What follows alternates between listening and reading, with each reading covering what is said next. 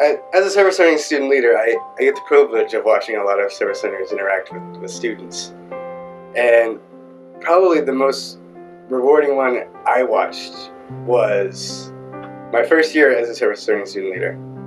We had a service learner named Hugo there, and he came in, did his hours. He was one of those guys who didn't want to start. He started like week 8, so really, really late. And came in, and he lived like right around the corner from the school, which was hilarious that it took him so long to get there. And he got there, and by the time he started, he started to fall in love with the kids, which is a common theme of our service learners. And he was actually teaching our students how to play soccer.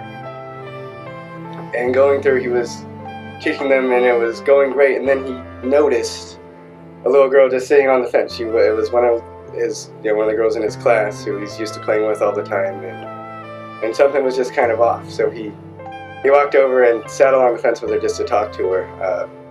I'm not exactly sure what she said. I didn't want to eavesdrop on that conversation, but he came up to me afterwards, and he was like, he was kind of crying a little bit, and he was, telling me the story of how the night before, the little girl's dad had just got arrested for drug abuse, and she was having some hard times.